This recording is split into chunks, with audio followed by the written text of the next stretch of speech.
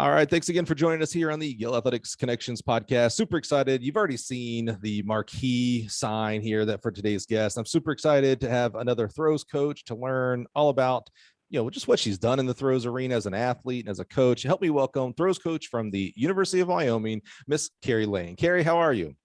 Mike, I'm good. How are you? I'm doing awesome. If you're catching us on YouTube, you'll see she's in her locker room there at Wyoming. There's a really cool cowboy right behind her. So I know very little about Wyoming, so I'm excited to figure out what Wyoming, well, I know what it is, but what the uniquenesses are and really the history. I mean, there's some amazing history actually at University of Wyoming for not only throws, but all events there. So that's awesome.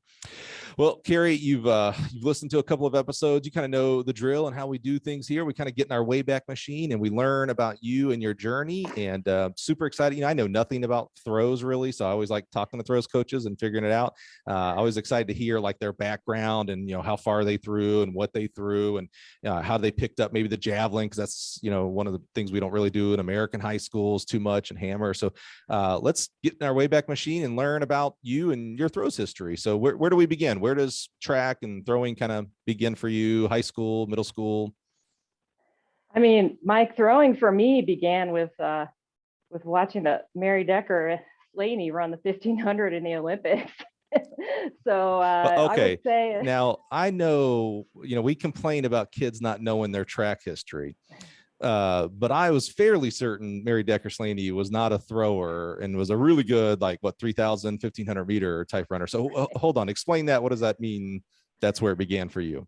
Yeah, I mean, I guess what I mean is my track career began not anything near the throwing circle. It was definitely, running, getting inspired by the Olympics and running with my dad. And I ended up in the long distance realm as an athlete. And even I started as a coach, as a distance runner and distance coach. So throwing came a little bit later, came after college for sure. Okay, well, we're going to have to put a pin in that then, because I don't know very many transitions from distance running to throwing or the other way around. Although, John Godina has been doing some half marathon, 10K stuff, which I meant to, we texted over the weekend. I meant to call him to make fun of him, just what he's doing. He's crazy for that. So maybe there is a transition to go from throwing to distance running. So talk to us about distance running. What did you do and how did it get started for you? You said running with dad. Yeah, I just, like I said, kind of inspired by the Olympics in the 80s. And just started going out for runs with my dad a couple of times a week when I was maybe in 5th or 6th grade. And we actually lived overseas at the time, so there wasn't a lot of opportunity to be on a track team. We did a little bit of stuff. We did some other sports, but I didn't join the track team till we moved back to the U.S. and I was in junior high. And I just sort of, I actually, my first track camp was at the University of Iowa. Coach Larry Wazurek was there. Yeah, Coach Wiz. And so, I tried everything. At that point, I think I long jumped 14 feet. I tried the hurdles. I remember trying the steeplechase, and it was a disaster because I was so short. I was in junior high, but I tried it all, and then joined the cross country team when I was in junior high. I think. Yes, I joined the cross country team in junior high and played basketball, and then ran track and cross country all through high school as well. Now, when you say you tried it all, and you said some long jump, and I don't know how many steeplechasers should start maybe in middle school, because even the tallest middle schooler maybe just should wait. Although I love the steeplechase, my all-time favorite distance event for sure. So you tried it all. Did you try throwing back then too? Did you pick up a shot or a discus? No, not at all. So you didn't try it all. Okay. I did not try it all. I tried the long jump once at camp, and the coach, I forget who the coach was. He was like, nope, move on. So I think, and then, so I think from there, they're like, no, don't even look at the shot put ring or any of that. So I just sort of gravitated to the distance events and basketball. I play basketball, but that's never good when the long jump coach is, hey, ho. How good are you of running a mile and coming back? Let's try that instead, right? Yeah. So what were you more of like an 8:15 runner through high school, or did you move to like the 2 mile and things like that? Yeah, I did everything. I mean, it was Iowa. I'm from Iowa City, so Mhm. fairly small. Not, it's a college town. It's not super small town, but yeah, I did everything from the 400 up to the 3000. We Mhm. actually had metric Yeah, I races. was weird, and I mean that in Yeah, all the great ways, right? yeah, it is weird. You run the 15, not the 16, the Right. 3, not the 32. You don't have pole vaulting, Iowa. I'm looking at you. Yeah. We need to have pole vaulting back Or in the triple state. jump. I don't know if they have triple jump now, Is but that when I right? was in school, they didn't. It was bizarre. Yeah. That always threw me when I was coaching at Ball State. I don't think Indiana had the triple. Several states around, like Kentucky, did Huh. not have the girls triple jump, so we had to make most of our triple jump. And it Yeah. never, like, I didn't understand. It's like, wait a minute, we we can do everything now. Like Yeah. literally, we can do everything now, right? Like we have steeple Hmm. for women and hammer for women. We can do this now, people. Let's Yeah. stop this Yeah. insanity. So where'd you go to college, and did you run in college, and how'd that go? Yeah. Yeah. I went to Marquette University in Milwaukee. I ran, I ran cross country and track there. I think I probably would have been a more competitive Division III athlete, but I wanted to go to a school that was pretty cheap and one that was in a city because I lived in a college town. So I Mhm. wanted like that big city experience. And so that's Marquette is like right in downtown Milwaukee. And so that's how I ended up there. And I ran track and cross country at Marquette. Yeah, because you have a lot of choice, a lot of great choices of colleges in the state of Iowa. I mean, everything from D1, Yeah. D3, big size, small size. There's a lot of great schools there. Yeah. And lots of really good, running schools. Both my brothers went to Luther College, which is has a great track and cross country Mhm. tradition, and all those schools in that conference, Wartburg, Grinnell, Yeah. and yeah, and then obviously the three big state schools as well. So yeah, I mean, there was opportunity, but I was really fixated on being in a city. Like I looked at Marquette and DePaul, I looked at Emory University, and Marquette just sort of fit everything that I wanted a little bit closer. See, that's interesting because we talk about with recruiting kids, not just to look for the biggest scholarship package Mhm. or the coach necessarily and the coach name, but what's a good fit for you. And Yeah. you were pretty set that, hey, it's got to be a city, and so you looked Mhm. citywide. Yeah. Yep. For sure. I remember I also looked at Butler, and I think Joe Franklin was the coach, and I don't think he like returned my calls. Oh, Joe I mean, Mike, I Franklin. wasn't very good. I wasn't very good. I do not fault that guy at all, but yeah, back in the day. Yeah. So, Joe Franklin. What could have been, Joe? What could have been? anyway, yeah. So yeah, I ended up at Marquette. I had a great experience there.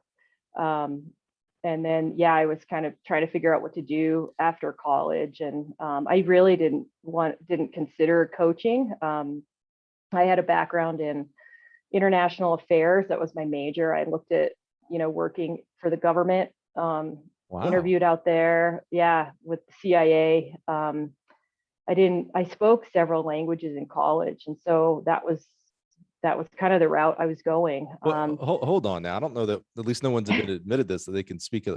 First of all, you said you could speak other Yeah, languages. Does that mean yeah, because no practice, not too good right now? right. Yeah, I mean, I took Japanese all through high school and college.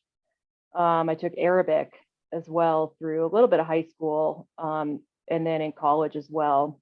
And Holy German, cow. I had taken courses. My family comes from a German background, and so that I had done from junior high all the way through college. Could you Um, speak those three fairly fluently, like hold a conversation? yeah, I would say German and Arabic actually. I spent some time between high school and college. I spent a summer in Cairo for about 3 months, and so I became pretty fluent. It's interesting when you go from like textbook learning, Mm. and then you suddenly are just immersed in it. I remember it kind of clicked for me after about 6 weeks, where like I didn't have to translate in my head. I was just like thinking in that language. And Wow. so, yeah, Arabic I became pretty fluent in, but I haven't used it in so long. It's difficult. I can read it, but it's difficult for me now to even Mm. read it.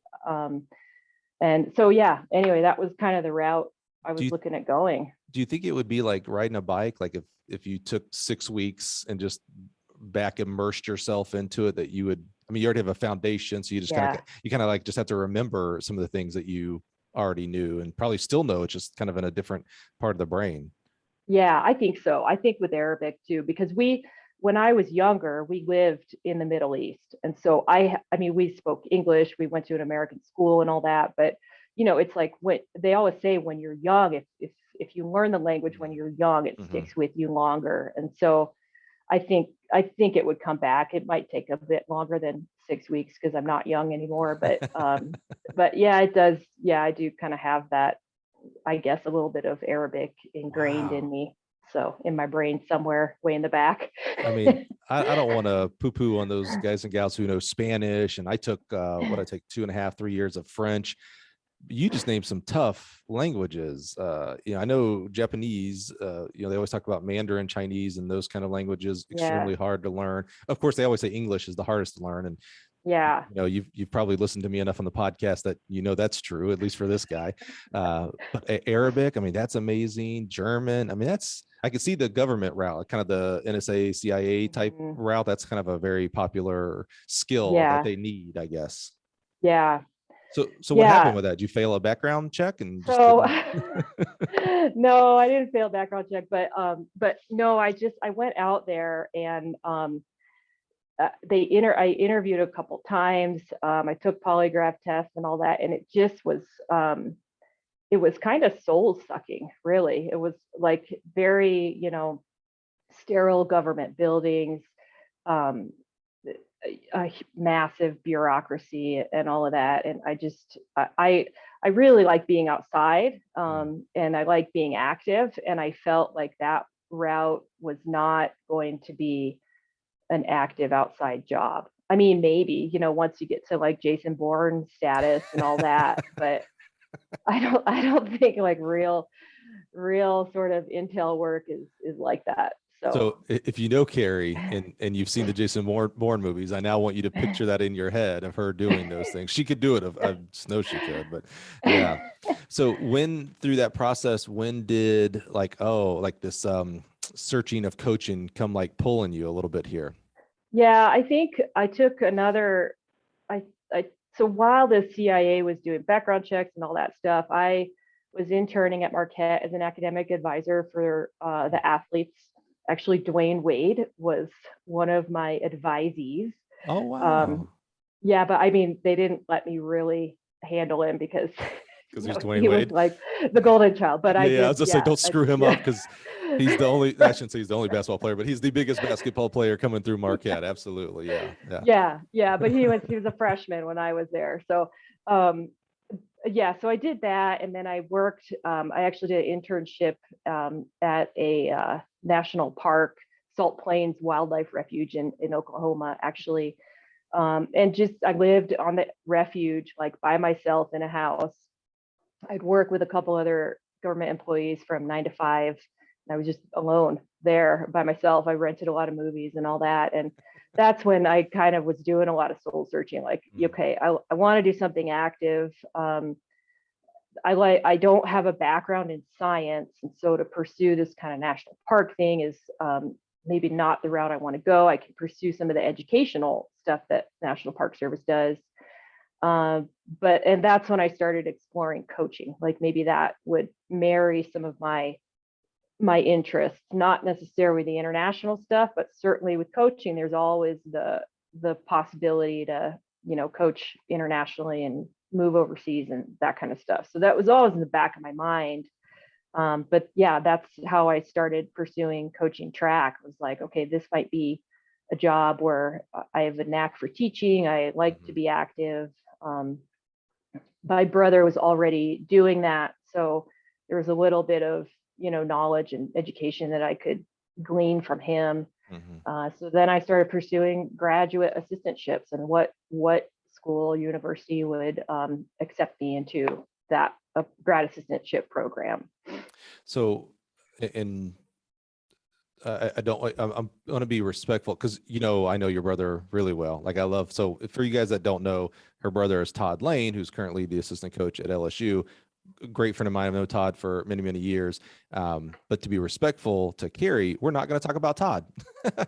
Sorry, Todd, because I know you're listening, buddy. Love you to death, but you know what? It's Carrie's show right now. So I don't want to get into compares. Like if anybody's listening, they're like, why haven't they mentioned Todd and comparisons and all that? You know what, Todd, you can reach out to me, brother, if you want to be on, but we're going to talk with Carrie. Right, I wanted to learn about Carrie today. So I'm way more interesting. I agree. And anybody who knows both of you also is shaking their head right now going, yep, that's true. Yeah. Unless Todd's going to tell me he also, No. Yeah, exactly. Yeah. No, Todd goes to Russia and gets McDonald's. So. Yeah. All right, that's the last thing we're going to talk about Todd right now. All right. So what I was going to ask was, barring the TODD, were there coaches in your background, like as you're starting to think about coaching in grad programs and things like that, was there a high school coach or a college coach, anybody that you're like, you know what, I really liked how they treated me as an athlete, and I kind of want to emulate that, and maybe that's why I want to go into coaching. Were there any influential coaches at that point? That's a good question. I mean, my college coach, Dave Urich, I really respected his knowledge of the sport. And he would explain workouts to us, you know how cross country and distance practice works. Like the workouts are posted and then you kind of gather around, he explains, which energy system we're using, why we're doing this workout and all that. And I really got a lot of great information and passion because of just those little like trackside talks that he would give us just to inform us of the workouts. I think it was really, at that point, it was really more of just my very positive experience being on a team, especially cross country, where it's much more of a team atmosphere, maybe than some of the individual track events. And so I think it was more that experience. And our dad had always coached us when we were younger, like most dads that I know, they kind of pick a kid and they pick a sport and they're going to coach that kid in that sport for that season. And then they're going to maybe do a different sport, a different kid next season. And so he would kind of rotate through. And he was just kind of always around helping us out, whether it was like batting practice or running with us or hitting tennis balls to us or whatever. So I don't know. I think that was some of it. But yeah, I really think it was more of like the positive experience that I had in high school and college, just being a part of a team. I'm trying not to be that dad. Yeah, I've got a 10 and a 7-year-old. Really? Yeah, and my 10-year-old just had his first track camp. And, I'm trying to just sit there and watch. And, as long as we're not doing anything unsafe, like I feel like, you know what, he needs to learn to be coachable and be coached. And even if they're doing some things that I'm like, yo, man, that guy's 10 years old. Like, I can't remember if I said this in the last podcast, but the one that like I got real close to like, oh, I got to say something, but I didn't. I felt like I was good.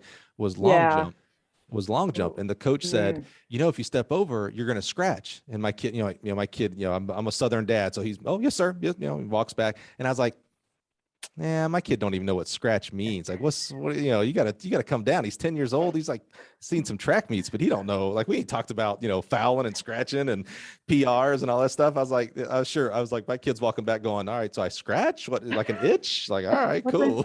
Right. Yeah. I'm trying hard. So you applied to a bunch of grad assistant positions out there. Where do you end up choosing and where'd you go? I ended up at Eastern Illinois University. Yeah, and they at that time had a split program. They had a separate men's and women's program, and then they had a cross country coach who was combined, basically. Okay. And so I ended up, I guess I was technically on the women's side. John Kraft was the head coach, and he hired me. Okay. And then I worked very closely with John McInerney, Coach Mac, who was the distance coach at the time.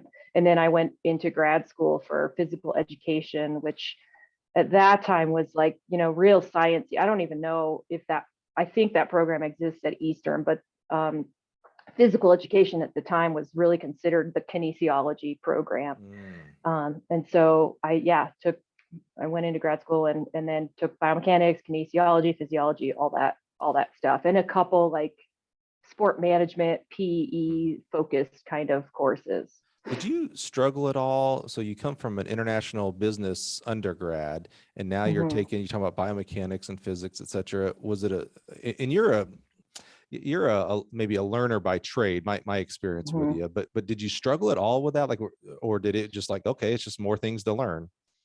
Yeah, it was fine, really. I think maybe some of the physics, because I hadn't taken physics at all through college. I did have a coaching minor in undergrad.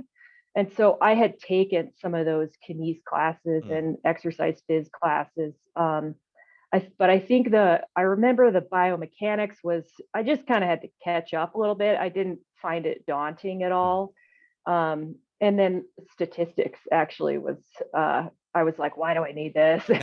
and again, I hadn't taken math in a couple of years, like in my later years of undergrad. So yeah, it was fine. It was kind of a good balance of like some of the hard science courses and then a little bit of the softer stuff like sport management and teaching PE and that, which kept it, I think, pretty manageable.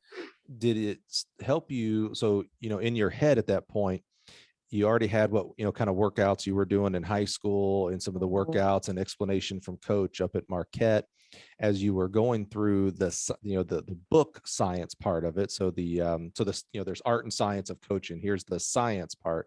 Did it help you start understanding what your experience had been in the past and then affect what you were doing with the kids? And I'm not even sure as a grad assistant how much impact you had on the writing workouts and stuff like that, but did you start seeing like an evolution occurring with that education? Yeah, it's funny because looking back, like I looked at the exercise physiology class as like the most important class that I needed. But then I also took like kines, I took biomechanics, and I was like, oh, I'm never going to use that. Like, I'm just going to coach running. So it's just right, left. Fine.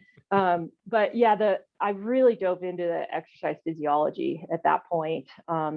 Because it connected a lot of dots, like what Dave would talk to us about at Marquette. And then sort of observing how Coach Mac's programs differed from Dave's at Marquette. And that was just really interesting to me. And were you doing any coaching education like the USATF and we didn't have USATF CCA coaching education back then, but were you doing any of that yet, or is that still? Not yet. Yeah. So I was pretty wrapped up. I wrote a thesis, and so I was very wrapped up in researching that. But then the one thing I did do was that Eastern program was the first program I'd been a part of where the distance coach was not the head coach. So Coach Akers on the men's side was like a sprint hurdle guy. Coach Kraft on the women's side was a jumps guy. And they would sort of swap some athletes, like Coach Akers recognized that Coach Kraft was an Olympic finalist in the triple jump. And so Coach Akers, the men's coach, would send his male horizontal jumpers to be coached by Coach Kraft. And so I recognized that. And I thought, if I'm going to be a head coach someday, I don't know anything about these other events. And this Coach Kraft guy, he seems, he's an Olympian, so I should hang out with him more. And so I started going to his jumps practices and just helping him. I just raked the pit. I set up plyo boxes. I didn't really know what was going on in terms of technical coaching, but I just kind of listened for themes and watched him work and then watched how the kids applied, his cues. So I think that was probably my first foray into the more, coaches education kind, like track coach education stuff. So that's interesting. Where did that curiosity come from? We get very pigeonholed and probably, we would all be raising our hands saying guilty. Like we do it to ourselves a lot where, distance coaches, they go out and they want to learn everything about coaching distance, and jumps coaches, they just want to stay in their lane, so to speak, and learn everything about jumps, and throws coaches, etc. It's rare outside of a decathlete, a coach who was a decathlete who wants to maybe diversify. You as a distance runner, and a young distance coach at this point, what was your curiosity to even learn about other events? I really don't know. I just think I kind of have a curious active mind. And, if you're an assistant distance coach, you're not like, I wasn't writing workouts or anything. I was running some workouts. I was actually running with the kids still, learning a lot about Coach Mac's system and all that. But I think it's just kind of my nature. I'm just kind of a curious person. And I do have, pretty like active, multitasking kind of mind. And so I don't know. I just kind of recognize that maybe, again, if I'm going to be a head coach, I should at least be familiar with some other events. And here's an opportunity right in front of my face, right across the street from my apartment, that I can spend an hour and just kind of absorb information. Like no excuses. It's like, it's right there. Yeah. So why not, Yeah, that's interesting. I like that. I think, there's certainly a lot of similarities between events, and for sure you can learn something. If you want to be the best distance coach in the world, that's fine, but you can certainly learn from jumps and throws and sprints on things that would help your athletes become the best distance runners in the world. So that's interesting that you kind of gleaned on that early. And I think it has to be something innate in you in regards to just your natural curiosity of just, hey, how's that work? How do things over there work? What does this happen over here? And maybe that shows a little bit on that, not even bilingual. What were you, quadlingual? I wouldn't go that far, Oh, but yeah. As a guy who barely speaks English, I'm saying that. Yeah. I'm going to make up a word and say it was quadlingual or something like that. So, okay. because you got to count English in there. So you got to. Yeah. So what, spoiler alert, you became a coach and you are a coach. So this is a really softball, dumb question here, but did that time as a graduate assistant solidify this path towards coaching? Like, oh yeah, this is what I want to do. Yeah, definitely. And really that I attribute that to Coach Mac, the cross country coach. He had sort of a polar opposite approach to I don't know about X's and O's of training, but just to his approach to team building, I guess, than what I had experienced in college. He was very much like, he would design distance workouts that would emphasize the team aspect, the pack aspect of running, of racing. And I had never seen that before. Like he would send one guy out, in front, and then the rest of the team would follow it at certain time intervals, every 10 seconds or something. And then we'd have one guy that would have to, or girl that would dictate the tempo for X number of minutes. And then another person would dictate the tempo for another number of minutes. And so he would manipulate energy system training under the umbrella of, pack running and running for each other and that kind of stuff. And I had never experienced that kind of tactical training, which I thought was very cool. And his overarching theme was, you're not running for yourself, you're running for the rest of the team.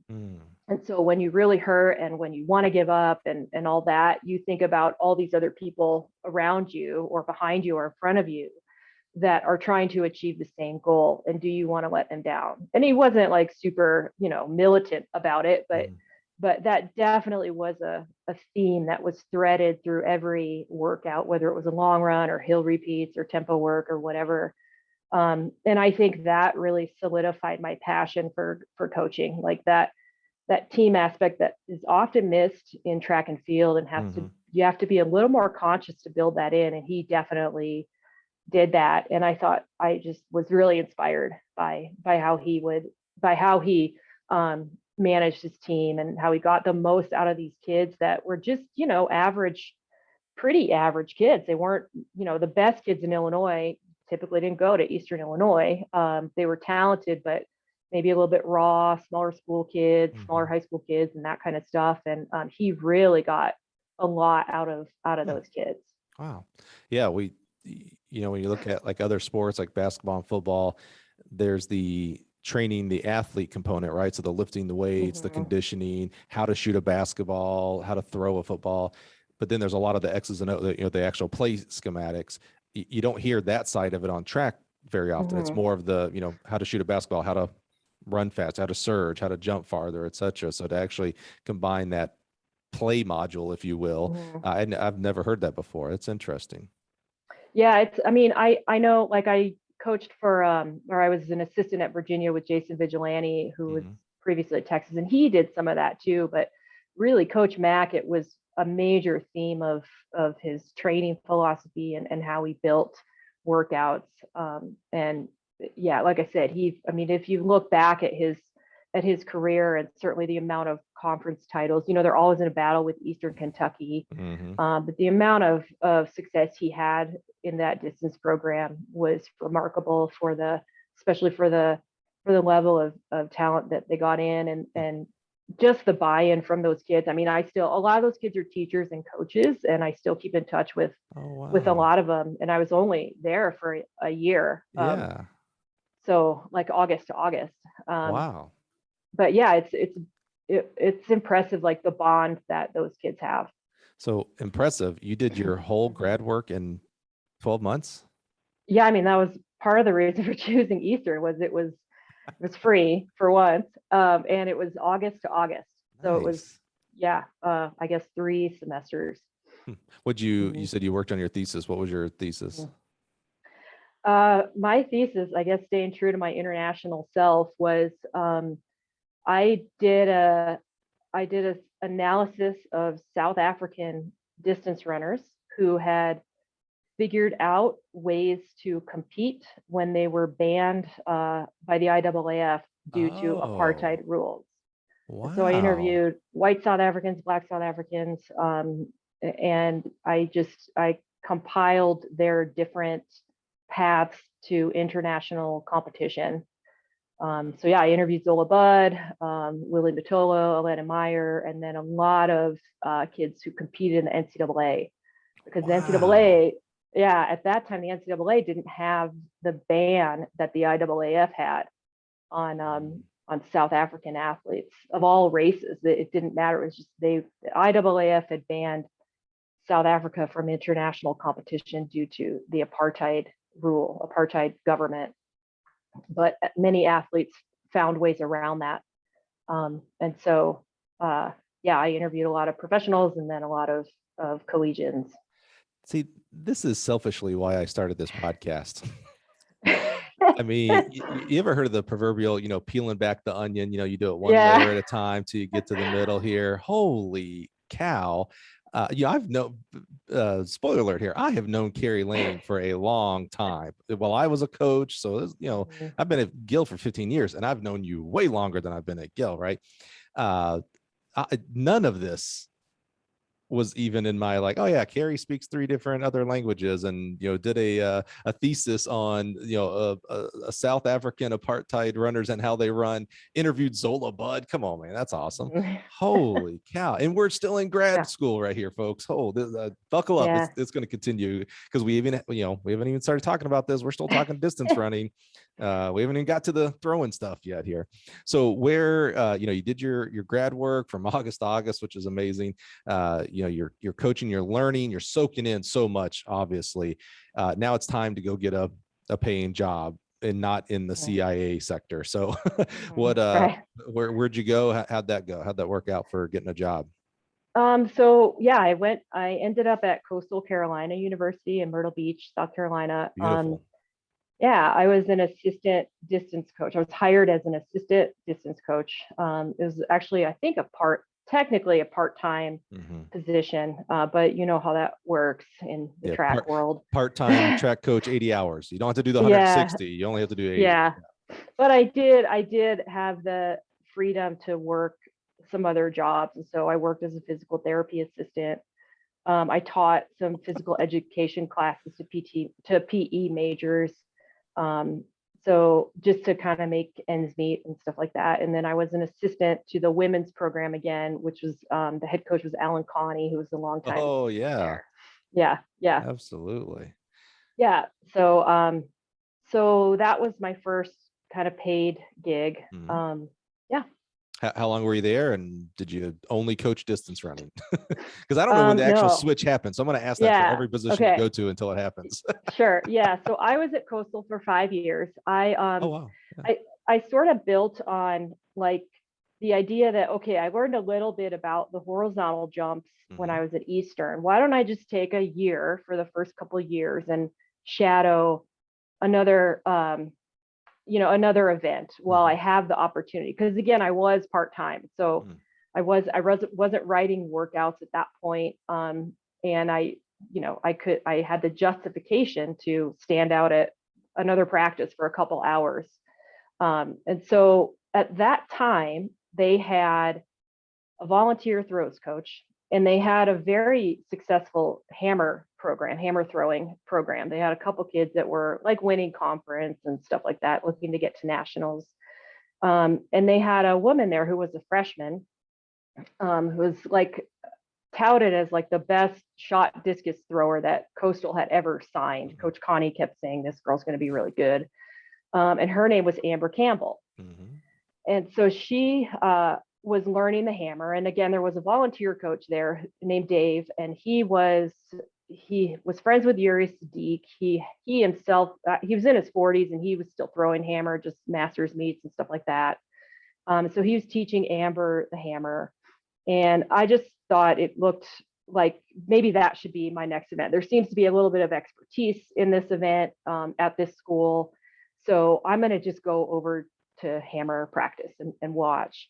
And I was running at the time, I was training for marathons. I'd already done a couple marathons, was training for another one. And I kept getting back injuries and like high hamstring stuff. And I just felt not very good. So I had kind of extra time. And they started teaching me the hammer. Like I would get back from like the runs with like the cross country girls, and then I go to hammer practice in my running shoes, and they would teach me how to wind it and stuff. And it was just really fun. You know how throwers are. They're really positive people. They don't take themselves too seriously. And so the throwers and Dave started teaching me the hammer, and I got to see Amber Campbell, who's now, she was 3-time Olympian in the hammer, 5-time All-American. And this was like day one, like she and I learned the hammer the same year together. Wow. And so I got to see her progress, and everyone's really excited about her because she was learning really fast. And so I was like, okay, I'm going to just take this year and learn the hammer. And then Dave, the volunteer coach, he suggested, because I had these back problems, and I'd lifted weights, but never like organized. And he suggested, maybe you should start lifting weights, because that may help your back instead of just stretching all the time and all that. And so I started doing like more rotational work, and just kind of built it into sort of quote unquote training for the hammer. And then I started throwing the hammer. Like I remember, I think in that first year, maybe it was the second year, they gave me some throwing shoes, and I was like, okay, this is getting a little bit serious now. And then they gave me a hammer glove, and my back started feeling better. Oh, yay. I was just doing more, rotational work and med ball stuff. And then I started lifting, like actually squatting, and learned how to do cleans. And so I was like kind of all in. I mean, I was still coaching the distance kids and all that, but yeah, so I started learning that way. And I remember I would, and then I think this was more year 2. Dave said, he was going to leave. And so, but he kind of knew that he wasn't going to be around. And so he took the time to tell me that. And he's like, Amber, she's pretty good. I don't want them to bring in another volunteer, because there wasn't a paid position for the throwers. So he's like, I think it would be maybe best if you really took this seriously and started learning my style of teaching the hammer, so that we can keep some continuity with Amber and the rest of the gang. And so that's when I was like, okay. So then I started filming practice. I started taking notes, because I couldn't see anything that they were talking about, Mike. Like, I couldn't see like, oh, they released to throw it so fast. And then the coach is like, well, you didn't like bend your left leg enough. And I'm like, what? Yeah. So I just take notes, and then I would take the tape. And at that time it was like you had to take the whole camera home and plug it into the back of the TV, 3 different wires, all this stuff. And I would just watch throws in slow motion, and then go back to my notes and try to see like what they're talking about. Now, hold on. So we took a big leap there. It's one thing. So the first stage is showing curiosity to the events. And I got to tell you, I had that same thing so we're very akin to this, except for you took a few more steps here. I used to go every place that I've been to, Ball State, Mississippi State, etc. I'd always go early. Hammer throwers always practice early. I'd always go early to watch the hammer. It's the most fascinating throwing event for me. You know, it's ballerina with strength, right? I mean, just it's amazing, the physics, the whole nine. So you started there. You're like, oh, I'm curious about hammer. Let me go watch it. You took another step, which I did not. Although I did learn how to do the turn. My buddy Lane Schweer at Ball State did teach me how to do the turn. So I still every once in a while like, oh, do I remember how to step and turn? So you took that next step. You then got the shoes. There's where we diverge right there. I never got the shoes or the hammer glove. Shoes. Yeah. So and then you're still at this point. And I'm gonna say it this way, and it's probably gonna be very offensive, so forgive me, but you're still an oddity, right? And what I mean by that is you're the distance coach coming over to play with the throwers, and that's fine. That's cool that she's showing an interest. I wish more coaches would show kind of interdisciplinary curiosity for other events. But then here's the big leap. Hey, Carrie, so I'm probably not going to be here next year. You should probably learn how to actually coach this event. So there's some continuity for this, you know, let's be frank here, a special athlete in Amber Campbell here. That's a whole different, like, was there any hesitancy on your part? Like, oh, yeah, that's cool and all. Like, I love watching and playing around, but I'm a distance coach. Was there any of that for me? Or did you just, you made it sound like you just dove right in, like, all right, let's go. I think, again, Mike, it was like, I was just, again, like being a distance coach, an assistant distance coach, you're a bit of a cheerleader. And there wasn't, Coach Connie gave me a group of 800-meter women to work with, like 4 women, kind of their B team ladies, developmental ladies, I guess I should say, the younger ones. And I just felt like I needed a little more intellectual stimulation, I guess. And so I guess that came in the form of like learning these kind of technical events. And actually one of the 800-meter women that I worked with, her name was Jessica Watson, and her brother, Ben Watson, played in the NFL. I don't know, I think he's now retired, but he played for a while in the NFL. So she was quite a specimen of an athlete as well. And they were looking at her for heptathlon. And so I trained her in the 8 because she came to us as an 800 runner. But then we actually explored her throwing the hammer as well. And so I think that was maybe a little bit of the crossover was, okay, at least, you know, Jessica also showed a little bit of talent for the hammer. And I mean, it was a week conference in the throws at the time. And so we could get some of these, you know, pretty developmental kids as hammer throwers and score a few points. And so I think in general, it was basically, I just need a little more like intellectual challenge. And it came in the form of like of the hammer in particular. And again, it was like this group, it was such a community of throwers. Like Dave, he was a volunteer coach. So he had practices Tuesday, Thursday morning, but he had a full-time job. And so then the throwers would practice like basically all day Saturday and all day Sunday, these like mega long practices.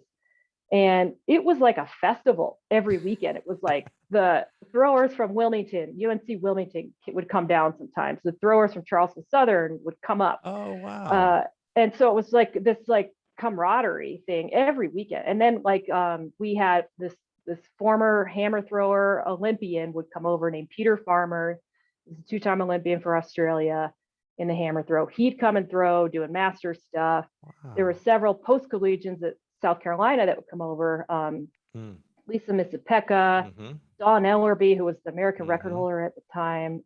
Bert Soren was still throwing and competing in the hammer, and he would come down and throw with us. And he'd always bring like these, you know, prototype weight training devices and stuff. We're like, what is this company that Sorenex? What is that? Back in the day. So it was just like this fun community. And so I think that was part of it too, was it kind of like sucked me in. Right. I mean, and I still loved coaching the distance women. Like it was super fun and we had a great relationship, but this was just this extra thing that that I just really enjoyed and I found challenging in a totally different way. It's something new to learn, I guess. So, and that's all well and good, and that's encouraged. But then someone like Coach Conley, Connie. Yeah, sorry. I was getting Alan and Connie Coach Yeah. Connie had to like give his blessing, so to speak, right? Like Mhm. he had to actually say, okay, yeah, maybe this is the right idea. He easily, again, could have squashed it and be like, yeah, Yeah. that's good and all, but I need to go find someone who is or was a thrower. And you mentioned, the kind of really cool community you had regionally with, some of the other colleges Mhm. and such. So you had a community of throwers and throwing there. So how did the next step of like, okay, you are Amber's coach, you are the throws coach as well. How did that happen? I mean, I think that happened when Dave left, when the volunteer coach like officially left, and then we were like, okay, well now Amber was maybe a junior at the like in her third year, I think, at that time. So she had been successful. She had, I think, been an All-American in the weight her sophomore year in the weight and the hammer. Mm-hmm. And so it was, I mean, for Coastal Carolina, like that was a big deal that we had Huge, this absolutely. All-American. Yeah. And so Coach Connie, I mean, to his credit, just kind of allowed me to do it. Like it never really encroached on cross country practice or anything Mm-hmm. like that. As Amber got better and as our throwers got better, and I think we worked it out, where I became the throws coach and then Coach Connie's assistant. But as that group grew and got a little more successful, I did less and less with the distance squad. They needed me to drive vans, and I would basically be there for workout days and cross country meets and all that stuff, but I wouldn't necessarily show up on like the easy run days. And so it was kind of that gradual thing. But I mean, I was with the distance kids all through my 5 years at Coastal. Even into Amber's last year was also my last year. And we actually had another javelin thrower who was also quite good. And, through that whole time, I was also helping with cross country and recruiting distance kids and all that. So it's definitely like straddling both worlds at that point. Shout out to Amber Campbell. In today's world, we talk about kids and the transfer portal and all that kind of stuff. She's stuck in there. There's Yeah. maybe some excuses for her to bounce and go to somewhere else that had a full-time throws coach, whatever. It seemed like she was kind of all in with you as well. So when it becomes official and you're now you're the thrower, you're the throws coach, was there a little bit of a lump in the throat? Like, okay, this just got a little bit serious. It's not me helping someone else and learning. Like, it's my show. And same for her. Like, did you guys, because you had a special athlete there, you're right. Regardless of whether, Coastal and All-America, you just had a special athlete there. I don't care what university she was at. Amber was special in college and beyond. Was there kind of this, oh crap moment? Like, okay, this is real. Let's work together and do this. Or did it just, again, just kind of seems like a lot of things are just kind of going gradually into that direction. Was there a hard stop? Like, all right, we're together. Let's get it done.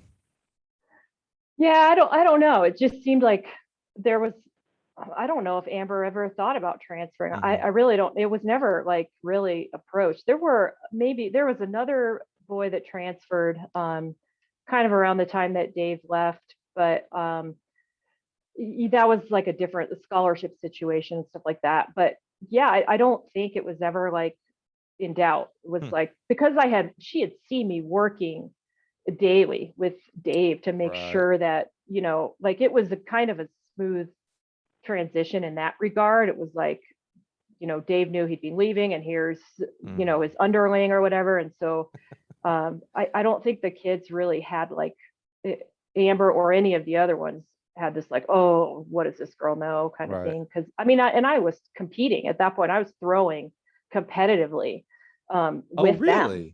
Yeah. By the way. Yeah. So yeah, I was like all in with that stuff.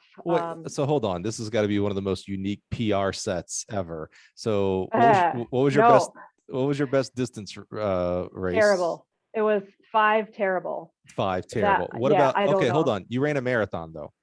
I did. I ran Okay. marathon. Yeah. What was your hammer PR? My hammer PR was 53, like low 53 meters. How My many? marathon was 314, I Oh, think. geez, seriously? Oh my God. Yeah. How many people can even come close to that? Godina probably. Yeah, maybe. That's right. Yeah.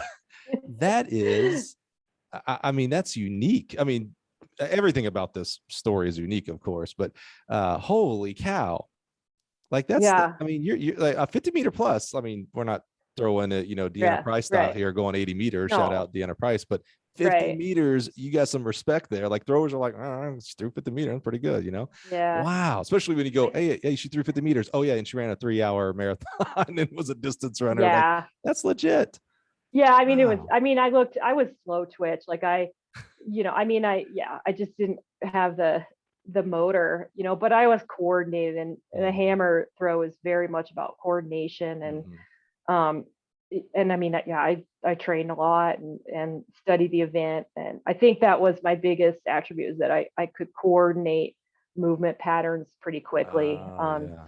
And if you know anything about the hammer, it's not like a muscle event. Like if Right. you muscle it, then it the you'll get it far to a certain point, and then you won't. And I couldn't muscle it. So from day one, I had to learn like good technique and learn how to counter it, some nerdy throw stuff. But so I think being weak and being a little bit slow actually helped me early on learn the event, because I didn't have these like ingrained like meathead muscly Interesting. movement Yeah. patterns. Right. You're not coming from like, all right, well, it's 4K. I can muscle this thing. You're coming from like, Yeah. I have no idea. Yeah. Yeah. Wow. That's interesting. So Yeah. are you mentioned you were at Coastal for 5 years. So we're about to go Yeah. to where the next position takes us. Mhm. Are you a throws coach now at this point? Like, so take us through what's the next position. And was it a throws position that you applied for and got? Yeah. So the next position was at University of Virginia. And that was just straight throws. So that was my first full-time throws gig. Wow. Yeah. Yeah. That's a heck of a first gig, no matter what you're coaching, and you go from the throws. Interesting. Yeah. Yeah. And it's interesting. They had an interim coach at the time, who actually was Ron Garner, who is now at Oh yeah. North Carolina A&T. And Yeah. they had gone through a couple, they had a throws coach who they fired, I think, like in October of a year. And so Ron was living in Harrisonburg, Virginia, which is close to Charlottesville. His wife at the time was a volleyball coach at James Madison. And so That's right. Ron and Randy Bungard, who's the head coach at UVA, Randy asked Ron to come over and just be like an interim for a year and a half or so. And so they had been looking and kind of vetting some throws coaches with the help of Ron, like who could be our next like full-time throws coach. And so they told me, once I got there, they told me that they had watched me for like a season, because we would go to a lot of the same meets. And they were like just checking me out and making, just seeing how I interacted with my athletes, my coaching style, and how my athletes were doing and all that. So you interviewed with Randy? I interviewed with Randy, at UVA. Any hesitancy from him of like, hey, so convince me, throws coach Carrie Lane, I've got other throws coaches that are applying for this gig. Why you? Was there any hesitancy on that side? Or you talked about a very almost vetting process over a year, which is a great lesson. I don't even want to say all you young coaches, but coaches out there, someone is always watching, especially, this was pre-social media days. So now everybody for sure is watching. So great lesson just in that alone. But was there any hesitancy on his side? I mean, not that I know of. I guess I could ask him now, but I believe they contacted me, and they probably contacted, a few other coaches as well.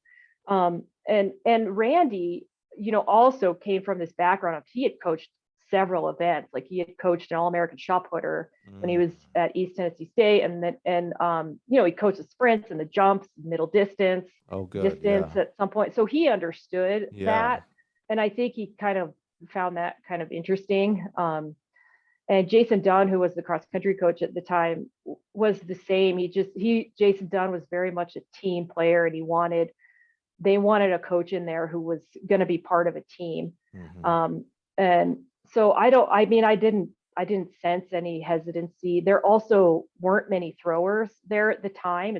It was a totally different landscape at UVA than it is now, but there were just 3 women javelin throwers and 1 male like shot hammer guy. Oh, okay. And so there wasn't even this thing, like at that time it was like, can a woman coach men? And there wasn't even that going on, because there was only these like 3 javelin throwers, and they were one of them. Well, they were pretty good. So yeah, it didn't. I never caught any hint of like hesitation. I mean, I don't know. Maybe there was. I don't know, but yeah, I had this I didn't picture. sense it. I had this picture of, these 6'5", 6'6" giants, Yeah. looking at you like, all right, you're our coach. I don't know what that was my bad UVA That throws came. coach or That voice. came. Yeah. Right. That came later. That came later. Okay. All right. Good. But We'll explore that. yeah, but So not at Virginia. you had mainly javelin throwers. Yeah. It's interesting. We in America, we grew up in the culture of shot put and discus. We have, I think, 22, 25. We've had a few more here lately. South Carolina, Florida, and Arizona add high school javelin, but it's still a minority sport, meaning not a lot of Americans get the experience of coaching the javelin. And in the hammer, I believe it's one state officially has hammer. Shout out big old Rhode Island up there. And then you have some states like Washington and California that have a maybe an unofficial state meet. And then you have these little pockets, Mike Judge, looking at you down there in the Atlanta area, that have some hammer culture, but it's still very much like if very few kids have javelin experience coming out of high school, 1/1000th have hammer experience. So you learn throwing through the hammer with Miss Amber Campbell, but the javelin is different. How did you, I kind of feel like I already know the answer, like you studied and you figured out how to coach it, but how did you figure out the javelin? Because that's a different throwing event as well. Yeah. I mean, I always say I learned the throws by the oh crap method of like, oh crap, I just signed a really good thrower in this event.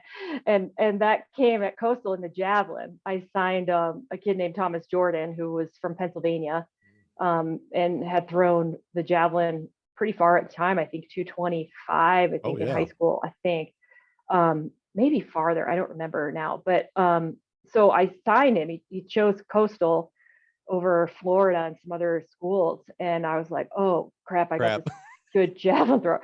So I got on the phone and called Jeff Gorski. Who, I mean, Jeff was like a savior. Mr. Javelin. Yeah, for sure. Yeah. And again, like there's no YouTube, there's no like smartphone. So I would drive up like Thomas. I coached Thomas for a year before I left Coastal. And so I would go up to see Jeff in North Carolina and bring tape. And he just was like, I mean, basics 101 of the javelin and related it to the shot and the discus. And so I got some, education on those. I mean, I was coaching those events. So and at that point I was, going to clinics and getting USATF level 1 and all that. So I knew the basics, but I still needed help, like kind of correcting and spot checking. And Jeff was a godsend for that. And Jeff, he's so enthusiastic and just, just super helpful and advocate for anyone who wants to learn. So I was a huge coaching education fan and highly suggested if you're listening and you have not done any or many of the USATF and USTF CCA, and now we have Altus. I mean, it's almost no excuse now if you're not doing some kind of coaching education. And it could be just my naivety of the throwing and coaching them, but throwing always struck me as that there certainly is there is value in the coaching education portion of that. And there's some amazing teachers, we mentioned Mike Judge and his brother Larry, who's done a lot of the coaching educations with USATF and such, but throws always struck me more of like the, I don't know, the dungeon, the garage, like you go to Jeff Gorski, like you go to, like you needed like in the field training, so to speak, like you need to be out there and be throwing and having other people throwing and watching it, breaking it down that way. So it's interesting. You mentioned Jeff and guys like that kind of gave you helped with that education for those events. Interesting. How long were you at UVA and how did you get more than 3 female javelin throwers and 1 hammer thrower? I was at UVA for 7 years. And we had good success with the javelin. I mean, you mentioned like not a lot of states throw it, but a lot of states close to Virginia throw the javelin. Pennsylvania, New Jersey being probably the biggest two, and then even Massachusetts. We had some kids from Massachusetts as well. So we had javelin throwers. We had the next like oh crap moment I got was I signed a really good female discus thrower who transferred from Arizona. At the time, she was like one of the best. Well, she in her senior year, she was one of the best American discus throwers in the history of American girls discus throwing. And she spent a year at Arizona and then transferred to Virginia. Her name was Billy Joe Grant. And so she was like the next, she was like the next big discus or the next big thrower that I got, along with the javelin women that I coached. So then I took some time, and I, again, was still training. And so I would travel down to North Carolina to see this guy, Peter Farmer, who was a 2-time Olympian in the hammer from Australia. And so I would, again, bring tapes of the discus to him, and we would throw together. He'd coach me in the hammer, and then we'd sit in his living room and watch discus throwing. And he was integral to me learning the X's and O's of the disc and the shot as well. So, so Billy Joe was our next big thrower, along with Inga Jorgensen, who was a javelin thrower.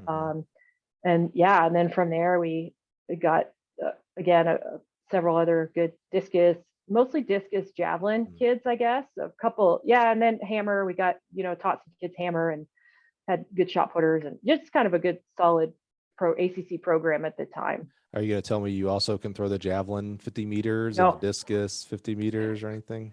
No. I mean, I've thrown them, but not more like 50 feet than 50 meters. Yeah. That'd be my PRs.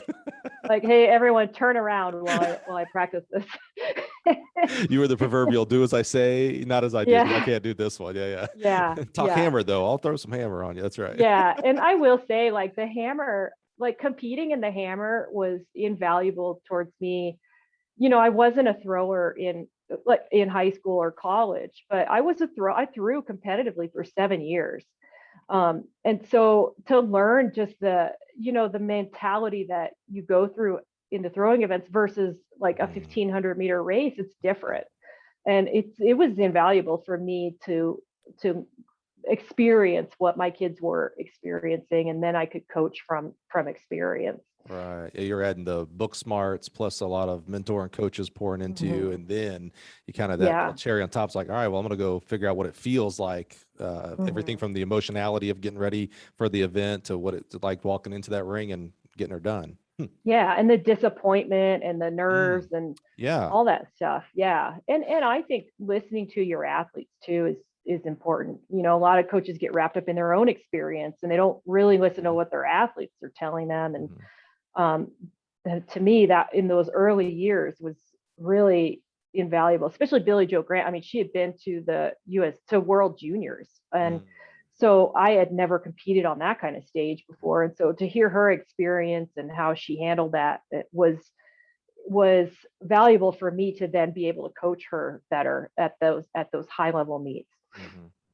So you spent 7 years at UVA, which is a gorgeous campus, by the way. I went there for ACCs one year, and I was like, it was the first time I'd ever been. I was like, holy cow. I mean, gorgeous. I can't say it any other different than that. That whole campus is amazing. Yep. So you're coaching throws, and UVA has a really good history of distance running and distance events. Was there ever like one eye looking out? What are those guys and gals doing, the cross country team or the distance team? Did you still kind of have that passion, or are you just 100% into throws now? Yeah, I remember when I first got there, I asked Jason Dunn, like, could I, come to some of your practices? Because UVA also has an amazing cross country course. Oh yeah. Panorama Farms, and he's like, yeah, of course you can come. And then I never did. I mean, I would see them on the track, but I never had time. Like at that point, I was busy. Like we only had 4 throwers, and I think 3 of them were seniors. So I was really busy building a program and learning these other events, because now I'm at a higher level. So I gotta, learn more intricacies of the events. And then in 2007, guess who shows up to go to business school at UVA was Adam Nelson. Oh, that's or 2006, I guess. So so I had been at UVA a couple of years, and then Adam shows up, and I'm like, okay, I guess this is how I'm spending my free time, is coaching this guy, because this is a pretty cool experience. So then I was all in with the throws, for sure. Carrie, if you believe in destiny or not, but I mean, you were born to be a throws coach. You just happened to take a pit stop and do some distance running for a while. Holy cow. I guess. Yeah. I mean, I don't know. I still, like I said, I relate really, really well to distance runners. The similarity with the throws and the distance events is Yeah, that none, zero, right? Come on. no, they're okay. First of all, those are the two athletes that eat the most on your track team. Like, tell me I'm wrong, because that's 100%. You've seen these skinny little distance runners out eat the big Tear thrower. up a buffet. Absolutely. Yeah, yeah. So that's one similarity. And then the other one is both of those events are like long-term developmental events. Like distance runners know if I put in the miles, I build my aerobic capacity over time, I'm building my base. There like you don't have to have this amazing skill set as a distance runner, and you can get to be pretty good if you just put in that long-term consistent work. And it's the same with the throws. You put in that long-term consistent work where you get stronger every year, you work the technique better and better, and you can go from a developmental kid to a high level kid. I mean, we've seen it with some of the kids on our Olympic team this year. So I think that's the similarity in those two events, more so than the sprint, jump, hurdle events, is that they both kind of know this. They have this long-term developmental vision that maybe 4 years, 5 years, and even beyond. So anyway, side note, I guess I think that's the bridge between those two events. No one listening today thought they were going to get the similarities of distance running and throwers today. So that's awesome. I love it. Yeah, that's cool. So pit stop with Adam Nelson here. It's one thing to coach high schoolers to a real high level. It's one thing to coach college kids to a real high level, regardless of event. And then it's this next level, the world's best category. What things did you take away? Like, was it a higher education with an Adam of things, or was it just different because your goal set is a little bit different? You're really pointing after two meets, trials and world champs or Olympics. It was definitely more of the, oh crap. Yeah, it was like I had been around Adam because he was training in Athens, Georgia when I was at Coastal Carolina and UVA. And so I had been around him a little bit in competitions and stuff like that, like local meets. Right. And I remember the first day of practice at UVA where I'm standing like right behind him in the shot circle. And I'm like, oh my gosh, that's the fastest I've ever seen anyone move in the shot circle. And I was blown away. And then he's talking about, and this was kind of when he had just relinquished his Nike sponsorship and he was selling his shirt on eBay and, selling his advertisements, whatever. And he's talking about money earned at this meet and that meet. And I was like, wow, okay, so this matters, like in the NCAA, you get first or third and y'all get the same certificate and big deal. Right. But at the professional level, the difference between first and third is like, do you even get a chance to go to the next meet, at those Diamond League or whatever meets. And so, it was an eye-opening different level. So you're, I'm gonna call you a learned person. You're smart, Carrie. Have you heard of Imposter Syndrome? Yes. Don't laugh yet. I'm being for real here. Okay. I ask hard-hitting questions too. I know I'm definitely. Yeah. Okay. No, because this is a real thing. So if you don't know what imposter syndrome is, listener, it is a very common, like you have probably dealt with it in some point in time in your career as an athlete, as a professional, whether you're a teacher, a coach, etc., that maybe you don't belong. You get to a certain position or you're coaching a certain athlete. This is where I'm going, Miss Carrie, here is you get to a point where sometimes your brain, your inner voice, sometimes not the nicest person in the world, says, hey, what do you think you're doing? You're not, for me personally, it's like, hey, who do you think you are to be the national sales manager? Like I took this position from my boss when he retired, who was a 2-time Olympic decathlete and had been at Gill for 20 something years, was also a bigwig at Bristol Squires Mib or whatever. And I was like, who? I ain't that. I can't even spell Olympics. I mean, who am I, So what I'm curious about, Carrie, with you is, at any point, not necessarily that I think of it with Adam because of the whole next level, but because of your background and maybe lack of background in coaching throws, at any point in this time, are you just like, what am I, like, I'm faking it? Well, these people are fools. I've got everybody fooled here. What am I doing? Did any of that? And if so, the real value here to bring to listeners is how did you squelch that bad boy inner voice? Like, hey man, I'm a good person. Like I do deserve to be here. How did you overcome that? That's a good question. I mean, I definitely felt that. I still feel that sometimes. But I think I build really good relationships with my athletes for the most part. I don't know if every athlete I've ever coached would agree, but I Sure. think that was where I felt like, well, I'm the best coach for this athlete, not necessarily this event, but for this athlete. And I think that really came true with Inga Jorgensen, who was a javelin thrower at UVA my first year. She was actually in her 6th year, and was, looking to do really big things, and was coming off of, she was a 6th year because she had previous injuries, knee injury, shoulder injury. And so I had to train her a little bit differently because of those injuries.